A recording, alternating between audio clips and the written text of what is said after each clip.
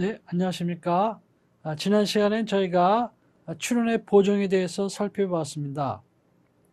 이번 시간에는 출연의 분할과 출연의 변경에 대해서 살펴보겠습니다. 출연의 분할과 출연의 변경도 넓은 의미에서는 출연의 보정입니다. 그래서 그 중에서 이제 출연의 분할에 대해서 설명을 드리겠습니다. 먼저 조문을 한번 살펴보겠습니다. 제45조 출원의 분할 이렇게 되어 있습니다. 출원인은 둘 이상의 상품을 지정상품으로 하여 상표에 등록 출원한 경우에는 출원후 결정 전 보정, 출원후 결정 후 보정, 각호에 정한 보정기간 내에 둘 이상의 상표 등록 출원으로 분할할 수 있다 이렇게 되어 있습니다. 그러니까는 상품을 둘 이상 이렇게 출원하게 되면 이것을 보정 기간 내에 분할해서 이렇게 할 수가 있다 하는 것입니다. 제1항에 따라 분할하는 상표 등록 출원, 이것을 분할 출원이라고 합니다. 분할 출원이 있는 경우 그 분할 출원은 최초의 상표 등록 출원한 때에 출원하는 것으로 본다. 이렇게 해서 출원일에 소급표를 인정해 주고 있습니다. 선언과 관련 선언이냐 아니냐 따질 때 다만 우선권 주장이 있거나 또는 출원시 특례를 적용하고자 하는 경우에는 그러하지 아니하다라는 단서를 두고 있습니다. 이것은 오히려 이것을 출원의 이익을 보호하기 위해서 이런 단서를 둔 것입니다. 이런 조항이 없다 그러면은 이제 출원인은 분할 출원인은 우선권 주장이라든가 출원시 특례 적용의 혜택을 받을 그럴 기회를 상실할 수가 있기 때문에 이런 단서 조항을 둔 겁니다. 그럼 첫째 이제 보겠습니다. 우위는 둘 이상의 상품을 지정상품으로 상품으로 출원한 경우 보정 기간 내에 둘 이상의 출원으로 분할하는 것을 말합니다. 그러니까는 이렇게 A 상표를 A 상품하고 B 상품하고 이렇게 지정을 했다. 이것을 이렇게 분할을 하는 거예요. 이렇게 분할을 해서 출원할 수가 있다 하는 겁니다. 출원의 분할이라고 하는 것은 지정 상품의 분할을 의미하는 것이지 상표의 분할을 의미하는 게 아니에요.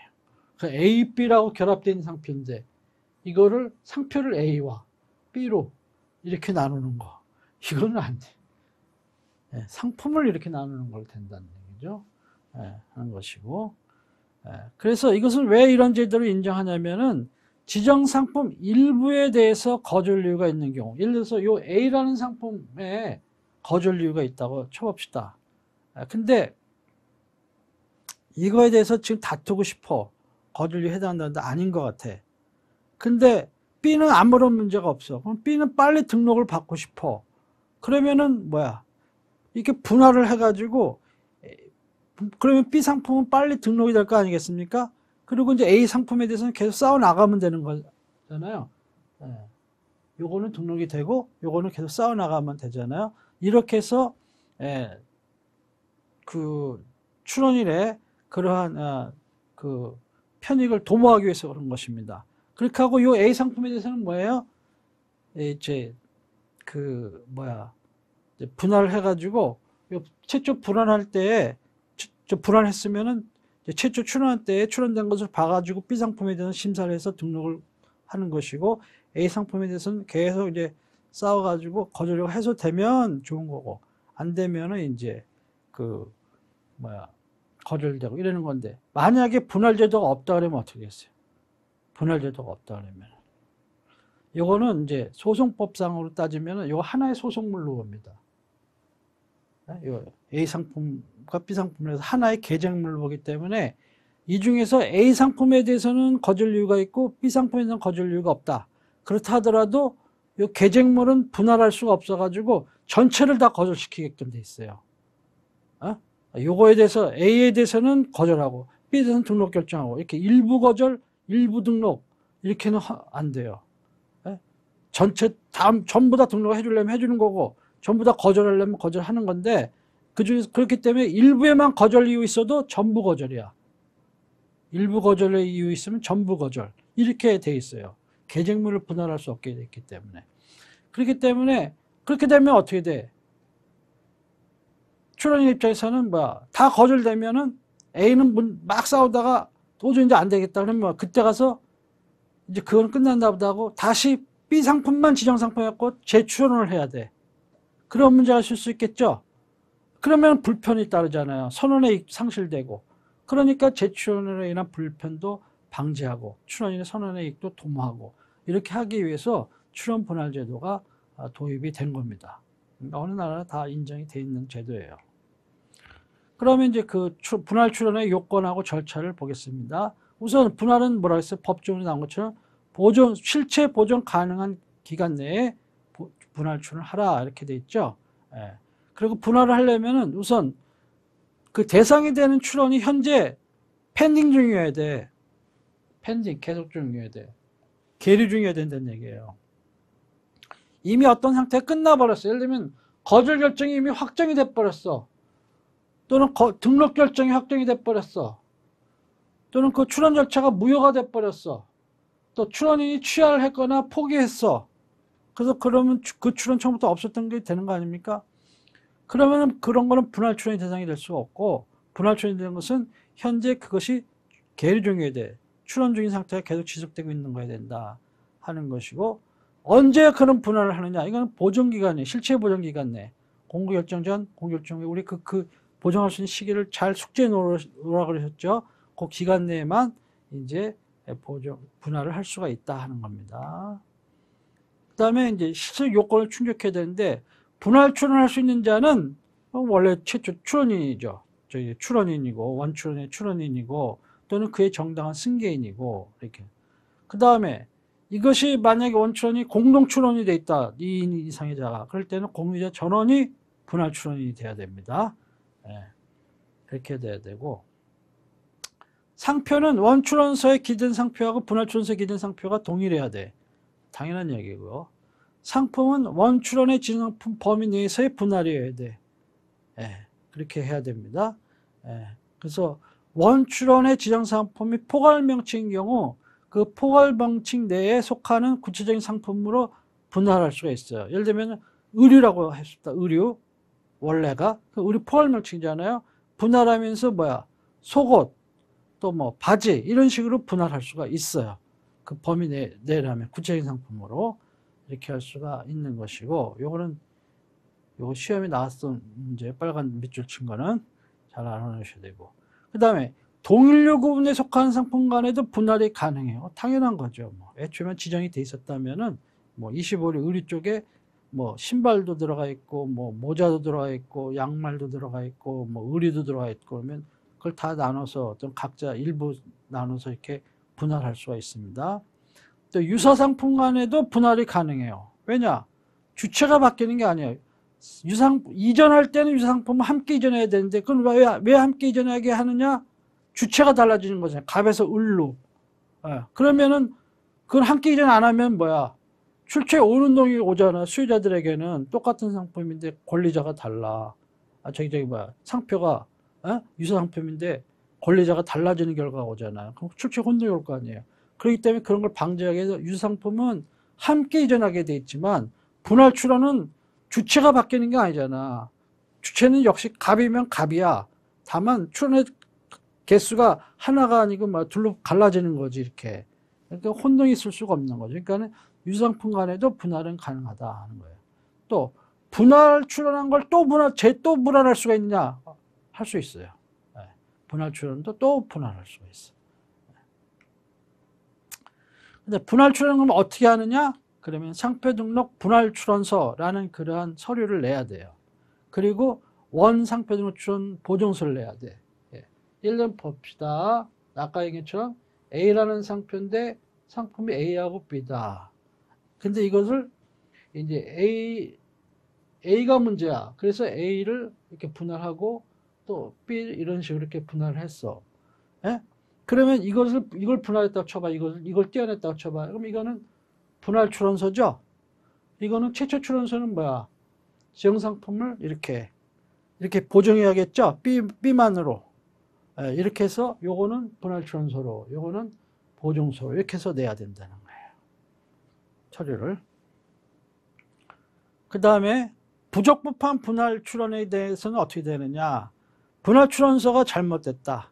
그러니까 실체 보정 가능 기간 내에 경과해가지고 제출됐다. 그러면은 반려, 처분하는 거고. 그 다음에 이러이러한 경우에는 분할 출원 불인정 예고 통지를 해요. 뭐냐? 상품이 실적 범위를 확장시키는 거야. 분할하는 척 하면서 범위를 늘려. 그러면은 안 돼. 증상표의 범위를. 그건 안 되는 거겠죠?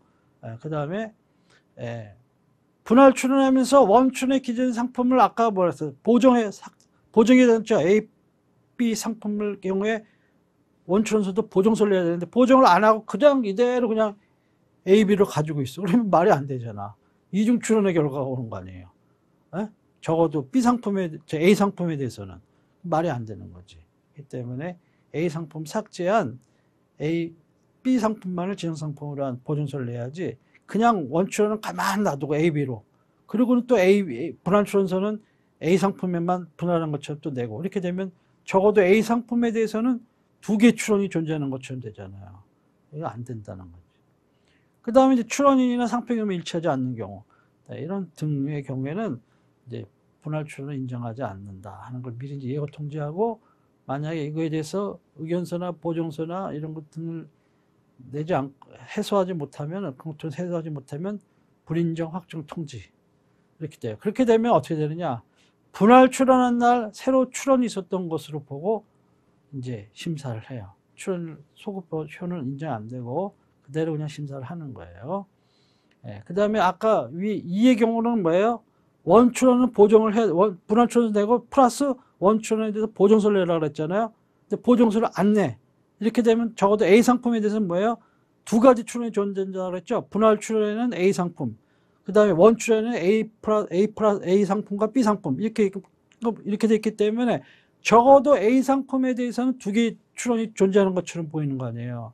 그럴 경우에는 일상표 일출원 위반이지. 이중 출원, 이중 등록 금지 원칙에 해당되는 거 아니에요. 그래서 그런 경우에는 거절 이유가 된다 하는 거예요. 그런데 그러면 이제 원출원에 대해서는 대개가 이제 보정을 안 냈기 때문에 거절되는 경우가 많이 있겠죠. 그 원출원에 대해서는 그럼 거절이 나가지고 거절이 확정된 경우에는 뭐야? 더 이상은 이중 출원은 아니잖아. 하나는 죽었으니까. 그러니까 분할 출원은 그대로 인정돼가지고 될 수가 있다는 겁니다. 그 분할 출원의 효과는 분할 출원 적법하면 최초 출원할 때 이렇게 분할된 출원 내용대로의 출원이 있었던 것을 이렇게 본다 하는 거예요. 다만 죄악에 의한 경우 또 출원 특례 이런 경우에는 이게 보세요. A 상표를 A 플러스 이제 B에 대해서 이렇게 출원을 했는데, 출원을 했는데, 현재 심사 기간이 약 한 8개월에서 한 12개월 정도 걸려요. 우선 심사 신청을 하지 않는 한은. 8개월, 12개월 걸려. 그럼 이제 등록 여부 결정, 그때 와서 심사를 딱 8개월쯤 가서 하려고 그랬더니 뭐야? 이미 뭐야? 우선권 주장 기간 6개월 다 지나갔어. 출원시 특례를 주장할 수 있는 기간 6개월 다 지나갔어. 그렇게 된 거 아닙니까? 그렇게 되면은, 그래갖고 여기서 이제 분할을 했어. A 상품하고 B 상품에 대해서. 그래서 이거에 대해서 이걸 인정받고 싶은데, 이미 다 기간이 지나가지고 우선권 주장이라든가 출원시 특례 기간, 이걸 인정을 못 받아. 이런 문제가 있을 수 있기 때문에, 분할 출원한 날을 기준으로 해가지고, 우선권 주장이라든가 출원시 특례 이런 것을 취지를 기재할 수도 있고 증명서를 낼 수도 있고 이렇게 특혜를 주는 거예요. 그렇게 해가지고 출원인의 이익을 도모하기 위해서 이렇게 그런 기회를 이런 기간이 경과됨으로써 이런 기회를 상실하는 일이 없도록 해서 출원인의 이익을 도모해주기 위해서 이런 규정을 단서를 둔 것입니다. 그 다음에 분할 출원을 다시 분할할 수도 있다 그랬죠? 그런 경우에는 그러면 분할 출원은 자 이렇게 원출원이 있고 그 다음에 분할 출원했어. 근데 또 이것을 분할 출원했어. 이렇게 그러면은 얘는 언제 출원한 걸로 보느냐? 요때가 아니고 요때예요. 요때. 얘도 요때가 아니고 요때. 출원을 또 분할한 거라 하더라도 이렇게 된다는 것입니다. 그 다음에 일단 분할이 딱 됐으면은 이제 원출원하고는 남남이야. 원출원하고는 별개의 출원이기 때문에 분할 출원이 딱 되고 나서 원출원이 이제 거절되거나 취하되거나 이래도 분할 출원에는 영향이 없어요. 그러니까 예를 들면은 그리고 원출원의 절차 효력도 분할 출원에 승계되지도 않아. 이제는 남남으로 보는 거야. 이렇게 돼 있습니다. 그 다음에 또 다른 이슈 중에 하나가 지정상품 추가 등록 출원의 분할 출원이 가능하냐. 지정상품 추가 등록 출원인 것은 뭐냐면은요. 이것도 이런 제도가 있는 나라도 있고 없는 나라도 있고 그래요. 그냥 별개 신규 출원을 이렇게 해야 되는 나라도 있고 있는 나라도 있는데, 자, A라는 상표에 A라는 상품을 이렇게 등록을 받았어요. 출원을 했어. 근데 이제 같은 류라고 쳐봐요. 이게 예를 들면 아무튼 이게 추천을 했어. 근데 내가 나중에 B도 추가를 하고 싶어. B도. 그러면은 방법은 두 가지야. A라는 상표를 이렇게 B에 또 출원하는 거야. 이런 방법이 있고, 또 하나는 뭐야? 여기다 상품만 이렇게 추가하는 방법이 있어. 출원을. 요 후자, 요거를 지정상품 추가 등록 출원이라 그래요. 그러니까 일반 신규 상표 등록 출원으로 하지 않고 지정상품 추가 등록 출원으로. 이건 출원이 선택의 문제야. 반드시 그렇게 해야 되는 건 아니에요. 선택의 문제인데, 만약에 지정상품 추가 등록 출원을 했다. 그러면 우선 이것이 선출원이나 선등록이 있어야겠죠. 거기다가 이제 추가하겠다는 것 뿐이니까. 그러면은 이 지정상품 추가 등록 출원은 그 권리의 운명이 종속성이야. 원출원하고 운명을 같이 해요. 원출원하고 운명을 같이 하기 때문에 종속적인 출원이야. 그렇기 때문에 지정상품 추가 등록 출원에 대해서 그거에 대한 보증은 인정이 안 돼. 분할은 인정이 안 돼요. 분할 출원은. 그런 것이고. 그 다음에 국제상표 등록 출원에 대해서는 적용의 특례가 있어요. 그래서 이것은 국제상표 출원은 분할 출원 제도가 인정이 안 된다. 이렇게 이해하시면 편해, 아예.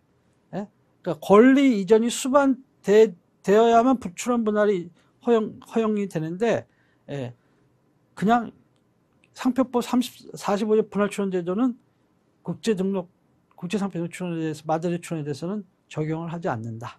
이렇게 하시면 되고, 이것은 이제 또 출제가 된 특례를 알고 있는지 질문한 그런 문제들이 나온 적이 있습니다. 자, 이제까지 이제 출원의 분할에 대해서 설명을 드렸어요. 자, 그러면 이제 또 하나의 넓은 의미의 출원의 보정의 하나인 출원의 변경에 대해서 보겠습니다.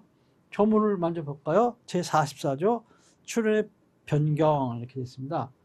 다음 각호의 어느 하나에 해당하는 출원 출원인은 그 출원을 다음 각호의 어느 하나에 해당하는 다른 출원으로 변경할 수 있다 이렇게 되어 있어요. 그러니까 상표 등록 출원, 단체표 등록 출원, 증인표 등록 출원 이렇게 할 수가 있어요. 변경할 수가 있어. 왜냐하면 출원인의 입장에서요, 상표법 전문가 아니잖아. 그러니까 이게 단체표장 등록으로 출원해야 되는 건지, 증명표장 등록 출원으로 출원해야 되는 건지, 상표 등록 출원으로 출원해야 되는 건지, 상표하면 다 상표 아니야? 이래가지고 막 출원할 수가 있잖아요. 그런 경우에 넌 잘못됐어. 이래가지고 구제 절차가 없다 그러면은 참 출원인 입장에서는 여러 가지 불이익을 당하겠죠. 그래서 그런 것은 일정해서 구제를 해주자 하는 제도가 마련된 거예요. 그다음에 이제 다음에 여기 지적표시 단체표는 출원 제외한다. 지적표시 제외한다. 이건 되어 있는데, 그런 것이고. 그 다음에 또 두 번째 2항에서는 지정상품 추가 등록 출원을 한 출원인은 상표 등록 출원으로 변경할 수가 있어요. 나 추가 등록 안 할래. 그냥 일반 출원으로 할래. 이렇게 변경할 수가 있어요. 아까처럼 이렇게 A에서 이렇게 B를 추가하려면 이렇게 신규로 하는 방법이 있고 여기다 추가하는 방법이 있다 그랬잖아요. 이렇게 안 하고 나 이렇게 하려 이렇게 해서 할 수가 있다는 거예요. 변경을. 네.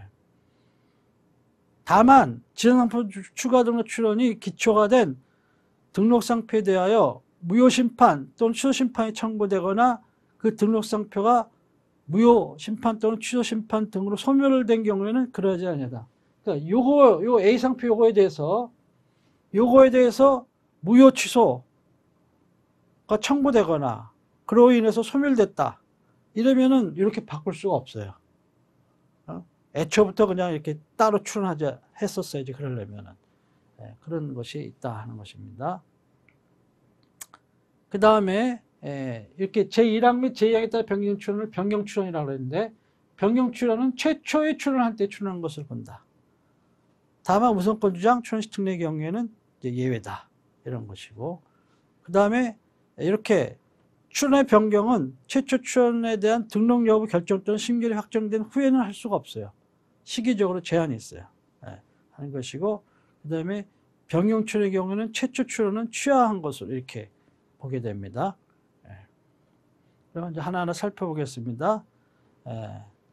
먼저 의의 및 취지를 보면 출원의 주체 및 내용의 동일성은 그대로 유지하는 거예요.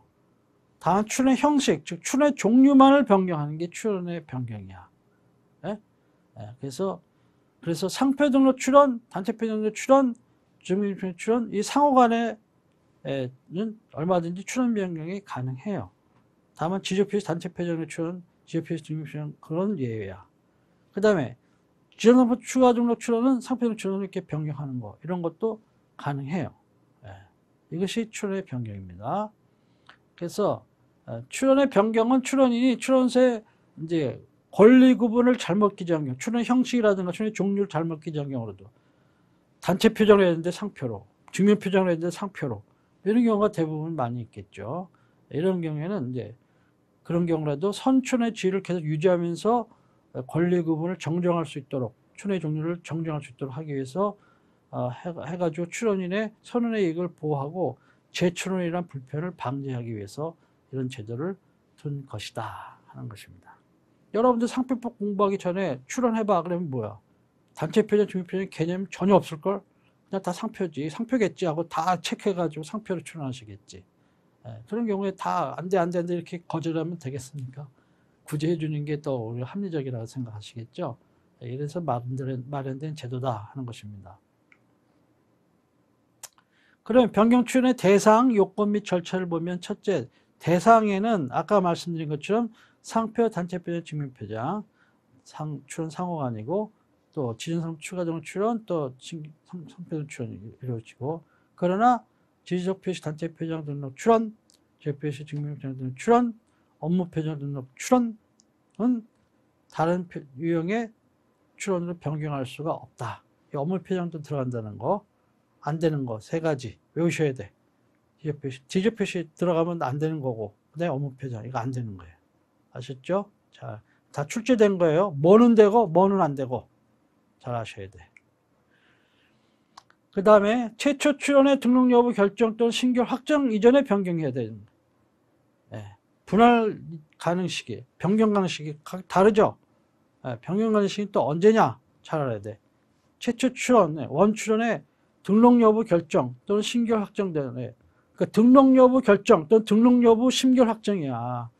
그게 그 얘기예요. 그것이 이제 확정되기 이전에 변경해야 된다는 거예요. 그래서 이게 등록 여부에 대한 결정이나 또는 심결이 확정된 이후에는 할 수가 없어. 그 다음에 또 지정상표 추가 등록 출원인의 경우에는 또 다른 식의 제한이 있죠. 그건 뭐냐? 원출원에 대해서 무효심판이나 취소가 청구되거나 그로 인해서 소멸됐거나 이런 경우에는 할 수가 없어요. 그래서 이 시기적인 제한, 요거를 잘 아셔야 되고요. 왜 이렇게 지정상품 추가 등록 출원 이런 요건을 또 시기 제한 요건을 또 줬느냐 하는 것은 이게 상표권자가 이제 그 기초가 된 원출원의 상표가 이제 이미 등록이 돼 있는데 이것이 사실은 무효나 취소가 있어. 자기가 볼 때는. 그래서 그걸 대비해가지고 동일돈 유선 상표를 지정상표 추가 등록춘으로 딱 출원해놔. 에? 그래 놓고는 뭐야, 이것이 무효다 취소되면도 뭐야, 원추론을 그러면 일반 추론으로 싹 바꿔버려. 그래가지고 이제 상표 등록을 받아. 이렇게 해서 변경 추론 제도를 악용할 소지가 있기 때문에, 그럼 뭐야, 무효심판 취소심판 청구사는 뭐가 되는 거야? 닥쳤던 지붕 쳐다보는 격 되는 거 아니에요? 그런 경우가 있잖아요. 그렇기 때문에 이것을 변경 제도를 오히려 악용할 소지가 있기 때문에 무효 취소가 청구되어 왔어? 그럼 못해. 변경 못해요. 또 그런 소리를 또 못해. 그런 얘기입니다. 그렇기 때문에 추론 전략을 갈 때 추가 추론으로 갈 거냐, 일반 추론으로, 새로운 추론으로 갈 거냐, 추론 전략을 잘 선택을 해서 하셔야 됩니다. 그 다음에 그렇다고 해서 추가 추론하는 걸 두려워하시면 안 돼. 이런 경우가 발생하는 경우는 그렇게 많지 않으니까. 실체적 요건을 충족해야 되는데, 추론 변경이 인정되기 위해서는 이제 최초 추론이 존재해야 돼. 추론이 계류 중해야 되고, 그 다음에 추론의 목적물이 동일해야 돼요. 표장이나 지정상품 등. 당연한 얘기고, 그 다음에 이제 원추론인하고 변경 추론인이 동일이거나 그게 정당 승계인이어야 되고, 원추론이 공동추론일 경우에는 변경 추론도 전부 공동으로 해야 된다는 이야기예요. 그럼 어떻게 변경 추론을 하느냐? 그 절차는 이제 상표 등록 변경 추론서를 제출하면 돼요. 변경 추론서를. 원추론에 보정서를 내냐? 그건 분할해서 내지만 여기서는 뭐 그런 거는 원하지 않아. 왜? 원추론은 취한 것으로 보는 거예요. 나중에는. 그래서 이제 변경 추론 효과는, 변경 추론이 적법하다 그러면은 뭐야? 최초 추론한 때 그렇게 변경된 내용대로 추론한 것으로 이렇게 봐준다 하는 것이고, 그 다음에 다만 이제 우선권 주장이라든가 추론 특례의 경우에는 변경 추론 날을 기준으로 한다는 거. 왜? 이걸 오히려 원추론 날로 보게 되면 뭐야? 이거 우선권 주장이라든가 추론 특례 적용받을 수 있는 기회를 오히려 빼앗아 가버리는 것밖에 발생 안 하기 때문에 오히려 추론인을 도와주는 게 아니라 추론인에게 오히려 불이익이 올 수가 있어요. 그래서 이것을 특별히 추론 이익을 도모하기 위해서 이런 단서 조항을 둔 것이다. 이것은 분할의 경우와 마찬가지예요. 그 다음에 이제 변경 추론이 있으면은 아까 그렇죠? 원추론, 즉 최초 추론은 취한 것으로 본다 그랬죠. 왜냐하면 이제 추론 종류가 바뀌었는데 원추론 그대로 있어? 그럼 뭐야? 이중 추론이 되는 거 아니에요? 이중 추론. 이중 추론 상태가 나타나는 거잖아요. 그건 말이 안 되잖아요. 그래서 그런 것을 방지를 하고, 변경 추론이 적법한 거라면은 최초의 추론, 부적법한 원추론은 유지할 실익이 없잖아요. 증명 표장으로 해야, 단체 표장으로 추론해야 되는데 상표를 잘못 추론한 거잖아요. 단체 표장으로 하겠다 종류 바꿨는데 상표를 그대로 놔둘 이유가 없는 거잖아요. 그러니까 그것은 유지할 실익이 없기 때문에 그것은 취하로 한다. 취하된 것으로 본다. 이렇게 되어 있는 것입니다. 네. 그 부적법한 변경 추론은 어떻게 되느냐? 만약에 변경 추론이 부적법하다 그러면 변경 추론서 반려하는 거야. 그것은 뭐냐면은 이제 그 어떤 시기를 놓쳤을 때 등록 여부 결정 또는 등록 여부에 대한 심결이 확정된 이후에 변경 추론이 됐다. 이것은 반려해. 분할도 마찬가지죠. 분할 시기를 지나서 분할 추론 내면은 반려야. 그런 것이고, 그 밖의 경우에는 이제 변경 추론일, 변경 추론 불인정 예고 통지를 하는데, 이것은 뭐 지정상품의 범위 실질적으로 확장하는 경우라든가 추론이나 상표 견본이나 이런 것이 일치하지 않는 경우, 이런 경우죠. 이런 경우에는 이제 변경 추론 불인정 확정 통지를 하고 그냥 원래 최초 추론 변경되기 이전에 그 추론 그걸 가지고 이제 계속 심사는 진행해 나가는 거예요. 대개는 잘못된 거기 때문에 거절되겠지. 단체 표정을 추려야 되는데 상표 추론 잘못된 거니까. 그 다음에 국제 등록 추론에 대해서는 또 특례가 있는데, 국제 등록 추론, 마드리드 추론에 대해서는 변경 추론 제도 인정하지 않아요. 변경 추론을. 이거 중요한 내용, 특례. 시험에도 나왔던 거고, 알았죠? 마드리드는 분할 추론, 변경 추론 이런 거 인정 안 한다는 거. 기본적으로. 잘 알아놓으셔야 됩니다. 자, 이제까지 이제 넓은 의미의 추론의 보정의 종류인 추론의 분할, 추론의 변경에 대해서까지도 설명을 드렸습니다. 그러면은 이제는 상표등 추론에 있어서 마지막 쟁점, 논제인 출원의 승계 및 분할 이전에 대해서 보겠습니다. 우선 48조 조문을 보면은 상표 등록 출원의 승계는 상속이나 그 밖의 일반 승계 경우를 제외하고는 출원인 명의 변경 신고를 아니하면 그 효력이 발생하지 아니한다. 그래서 출원인의 승계라는 것은 트레이드마크 애플리케이션을 트랜스퍼하는 거예요. 갑에서 을로 트랜스퍼하는데 이런 경우에는 출원인 명의 변경 신고를 해야 돼. 그래야만 출원인 명의 변경 신고가 곧 효력 발생 요건이야. 그렇게 해야만 효력이 발생을 하는 거예요. 근데 상속이나 그 밖의 일반 승계 경우 이런 경우에는 예외예요. 그런 경우에는 이제 나중에 봅니다만 지체 없이 신고하면 되는 거예요.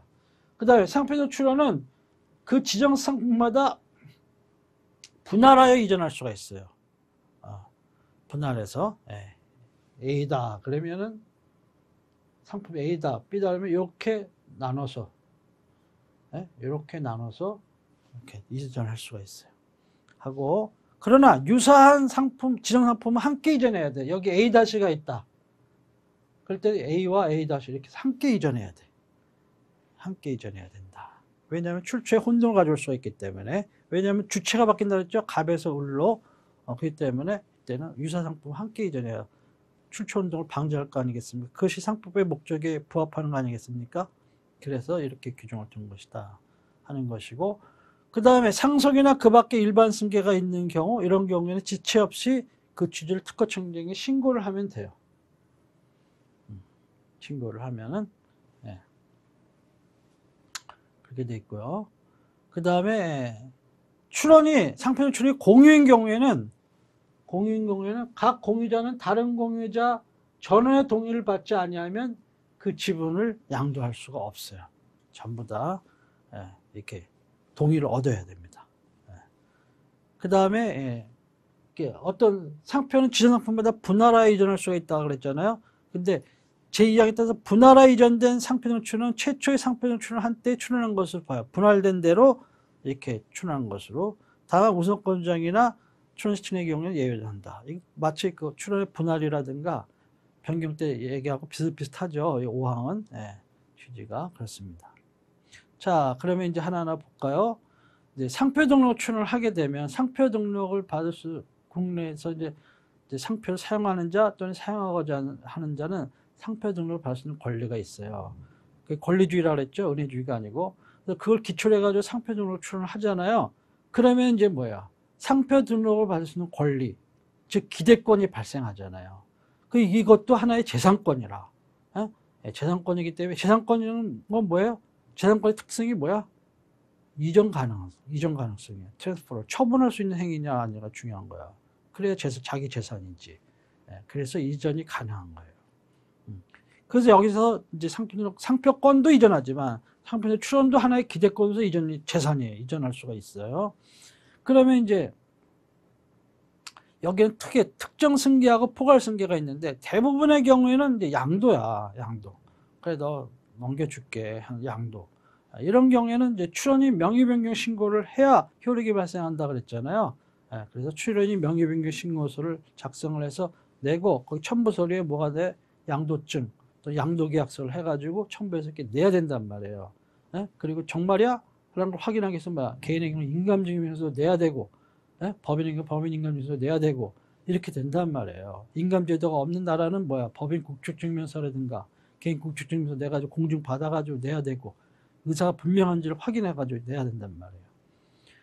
해야 되는 것이고, 그다음에 포괄 승계가 있잖아요. 승계는 특정 승계가 포괄 승계. 포괄 승계는 상속이나 그 밖의 일반 승계, 기업 M&A 같은 거 이런 거 하는 경우, 이런 경우를 말하잖아요. 이런 경우 이제 지체 없이 신고하도록 이렇게 되어 있어요. 그 다음에 지정상품에 관한 영업과 분리해서 이전할 수도 있고 함께 이전할 수도 있고 그래요. 지정상품. 옛날에는 우리나라가 지정상품에 관한 영업과 함께 이전하는 경우에만 이전이 허용됐어요. 상표 출원이든 상표권이든. 그런데 이것을 이제 재산권 처분 행위를 좀 더 자유화시키기 위해서 지정상품에 관한 영업과 분리해서도 이전할 수 있도록 제한 규정을 풀었어요. 그래서 지금은 원하면 함께 이전해도 되고, 아니면 지금 영업과는 아무런 상관없이 뭐야? 그냥 상표권만 이전을 해도 되는 거예요. 근데 미국 같은 나라는 아직도 뭐야? 지정상표는 영업과 함께 이전하도록 이렇게 돼 있다고. 어떤 나라들은 그렇게 돼 있어요. 우리나라 법이 다 세계 표준법은 아니에요. 나라마다 달라. 실제 실무로 들어가면 뭐야? 그렇게 비교법적인 연구도 필요하고, 각 나라는 어떻게 되는지 해야 클라이언트의 요구에 충족될 수가 있는 거예요. 계속 공부해야 하셔야 된다, 이런 얘기예요. 전문가가 되더라도. 그 다음에 지정 상품마다 분할 이전이 가능하다고 아까 얘기했죠. 지정 상품마다 나눠서 할 수가 있고, 대신에 유상품은 함께 이전해야 한다, 이렇게 돼 있잖아요. 왜냐, 호출 혼동을 방지하기 위해서. 만약 이걸 위반을 했어, 이건 거절 이유가 돼. 그리고 또 무효 사유도 돼. 아시겠습니까? 그럼 무효 사유도 된단 말이에요. 잘 아셔야 돼. 그러니까는 이전할 때 전부가 아니고 쪼개서, 상품별로 쪼개서 이럴 때 유상품이냐 잘 판단해가지고 이전하고 이렇게 해야지, 잘못하면 그 상품은 다 무효돼가지고, 나중에 회사 CEO한테, 오너한테, 이거 뭐야? 돈을 얼마 주고 샀는데 이거 다 무효가 돼. 물론 뭐, 제일 싼 거 뭐, 500만 원 뭐, 이렇게 사용하지도 않는 거 500만 원 거래되는 경우도 있지만은, 몇백억, 몇천억 하는 상표 거래도 있어요. 근데 그걸 뉴딜 체크 안 하고 이상하게 했다가는 문제가 된다고. 그러니까 현명한 사람들은 어떻게 돼? 현명한, 경험 많은 사람들은 딱 이전하잖아요. 그러니까 뭐야, 하자없게 하기 위해서 뭐야, 또 새로 또 출원해. 새로 자기 명의로 이전 받고 나서 상표를 이제 고딕으로 했으면 뭐 명조로 하든가, 대문자로 했으면 소문자로 해가지고 예비적으로 이렇게 출원해놔. 흠없는 상표권을 다시 새로 취득하게 예비적으로. 그렇게 해야지. 그거 양수받은 거 하나만 덜렁 믿고 가만히 있다가 옛날에 어떤 하자가 있는지 어떻게 쓰는 과정 속에서 어떤 문제인지 어떻게 알아요. 그러다 그 덜렁 날아가면 상표권 다 날아가는 거 아니야. 그런 문제가 있잖아요. 그 다음에, 그래서 분할화 이전된 상표 출원은 아까 말씀드린 최초 상표 출원 때 이렇게 출원한 것으로 보는데, 이런 경우에도 아까 얘기한 것처럼 우선권장이나 출원 시스템의 경우에는 이렇게 출원 소급표 인정 안 하고 이렇게 분할 이전 출원한 날을 출원하는 것으로 이렇게 봐서, 그때부터 이제 이런 증명 취지 주장할 수 있고 증명서 낼 수 있고, 이렇게 해서 출원인의 어떤 이익을 도모하는 그런 입법 태도를 취하고 있다 하는 것입니다. 그 다음에 상표등록 출원이 공유인 경우에는 각 공유자는 다른 공유자 전원의 동의를 받지 않으면 그 지분을 양도할 수가 없어요. 이건 굉장히 중요한 게요. 시험에도 종종 자주 나오고 그런 거예요. 주관식이든 객관식이든. 자, 이거 봅시다. 갑하고 을하고 병이 이제 좋은 아이디어를 갖고 SNS 어떤 서비스를 개발했어, 소프트웨어를. 그래서 이걸 SNS 사업을 하려고 그래. 그래가지고 이름을 카카오라고 줬어. 카카오. 야, 이렇게 해가지고 이제 출원도 했는데, 병이 자기는 지금 뭐 사업도 그렇지만 당장 돈이 필요해. 나 이거 여기 빠지고 이거 내 지분을 넘기겠어. 다른 대기업이 관심을 가지니까. 그래가지고 병이 이것을 삼성한테 넘겨. 그럼 갑을은 벤처기업이냐, 삼성은 대기업이야. 근데 이제 뭐 공유상표니까 각자가 자유롭게 쓸 수가 있어. 그렇게 되면은 뭐예요? 삼성이 엄청난 물량과 인력과 투자해가지고 막 카카오 그러면 나중에는 사람들이 카카오는 삼성 거라 생각하지 갑을은 별로 존재도 없어. 그렇게 되면은 갑을의 상표의 재산적 가치는 어떻게 됐어요? 지분의 가치가. 갑을병이 고만고만할 때는 그냥 3분의 1, 3분의 1, 3분의 1이라고 생각을 해가지고 했는데, 갑자기 지분이 삼성으로 넘어가는 바람에 자기네 거로 확 쪼그라드는 거, 실적인 가치는. 이렇게 되는 수가 있단 말이에요. 그러니까는 갑과 을과 병 서로 신뢰관계를 가지고 이렇게 공유를 해서 하기로 했는데, 이들의 동의 없이 갑의 지분이 어떤 대자본이나 이런 데 사람에게 넘어갔을 때는 갑과 을의 지분의 실질적인 가치는 오히려 축소가 돼가지고 제한적인 손해를 오게 되는 그런 문제가 있을 수도 있잖아요. 그렇죠. 그러면은 이게 좀 부당한 결과를, 불합리한 결과를 초래할 수가 있잖아요. 그러니까는 가불의 전원의 동의를 얻도록 이렇게 돼 있는 거예요. 동의를 얻어서 3년으로 넘어간 거야 할 수 없는 거지. 그러나 동의 없이 넘기는 거, 이거는 안 된다는 거지. 그걸 아예 법에 딱 못 박아 놓은 거예요. 그래서 공유인 경우에는 각 공유자, 다른 공유자 전원의 동의를 받지 않으면 그 지분을, 쉐어를 양도할 수가 없는 거예요. 그렇게 돼 있습니다. 중요한 조항입니다. 이에 위반한 경우는 어떻게 되냐? 상표에서 거절 이유가 되고 또 무효사유가 되는 거예요. 굉장히 중요한 거죠. 이건 상표권의 공유에 또 나와요. 이때는 다 마찬가지입니다. 이 배경은 중소기업, 벤처기업 보호하기 위해서 한 거예요. 그것만 아니지만 아무튼 그렇게 이해관계를 보호하기 위해서 한 겁니다. 자, 그 다음에 이제까지 일반 상표에 대해서 봤고, 그럼 광의의 상표등 출원의 양도 또는 이전의 제한에 관한 특별한 규정들이 있어요. 그러면 이제 요게 지금 해당하는 이 네 가지에 해당하는 것은 상표등 출원은 양도할 수가 없다 이렇게 돼 있어요, 법에. 다만 해당하는 업무와 함께 양도하는 경우에는 양도할 수 있다. 아까 얘기했잖아요. 과거에는 지정상표에 관한 영업과 함께하는 경우에만 양도할 수 있다 이렇게 돼 있었잖아요. 이전할 수 있다. 그랬는데 그 이후에는 뭐야? 그걸 자유화시켰다 그랬잖아요. 그래서 함께 이전해도 되고 뭐 분리해서 이전해도 되고 상관이 없어요. 지금은. 그렇지만 이런 특별한 표장들의 경우에는 그거에 관한 영업 업무와 함께 하는 경우에만 양도할 수 있고 그 밖의 경우에는 양도할 수가 없어요. 그렇게 규정이 돼 있는 거예요. 첫째는 뭐야? 국내에서 영리를 목적으로 하지 아니하는 자, 저 비영리 업무를 하는 자죠. 그 자의 업무 표장 등록 출원한 경우, 그 업무 표장 등록 출원은 그 업무와 함께하는 경우라면 이전이 가능하지만 양도 가능하지만 그렇지 않으면 양도할 수 없는 거예요.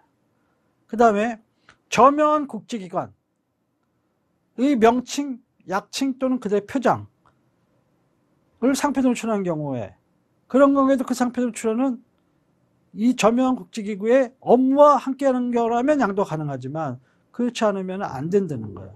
저명한 국제기관의 대표적인 예로는 뭐야? 국제적십자사, 국제올림픽위원회 이런 거예요. 그러니까는 IOC 있잖아요.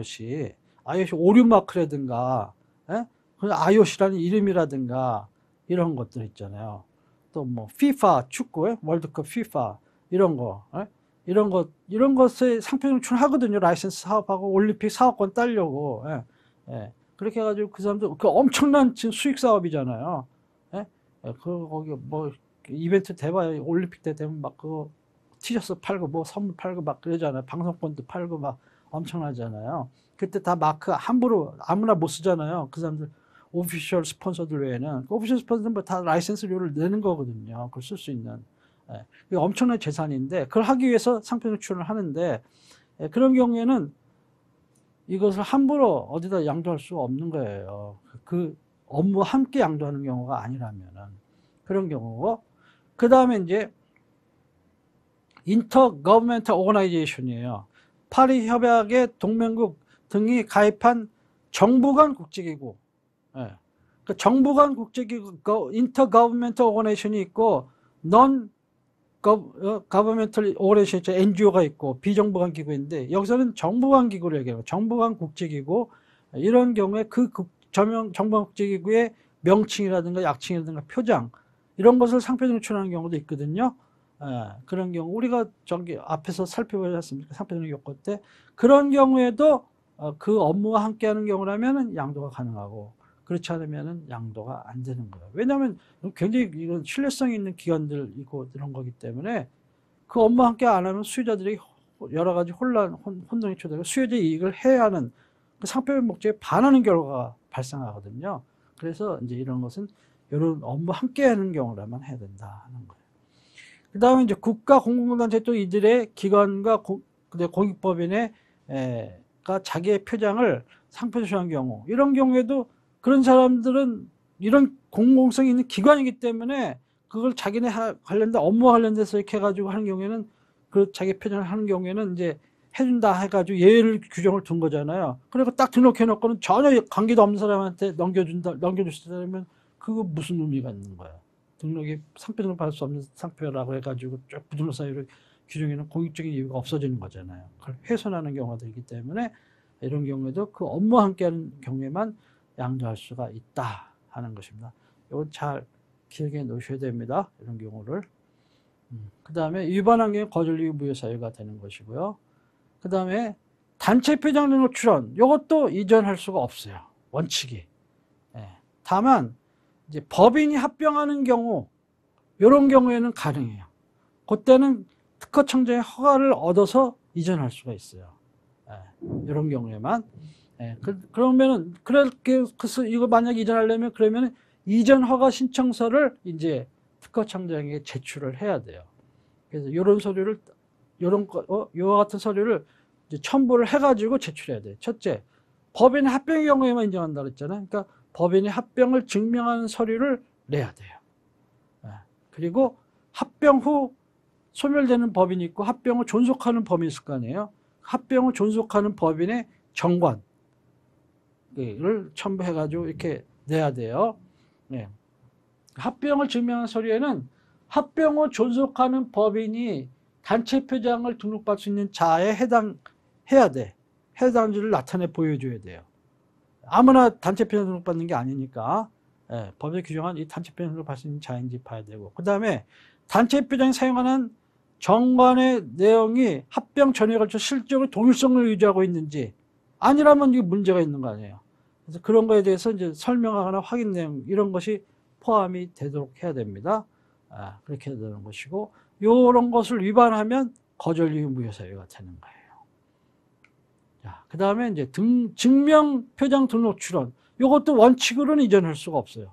원칙으로는 이전할 수가 없는데, 이것을 그 증명 표장의 등록을 받을 수 있는 자, 상표법에서 이런저런 등록표장에서 상표법 3조 3항이 규정이 되어 있어요.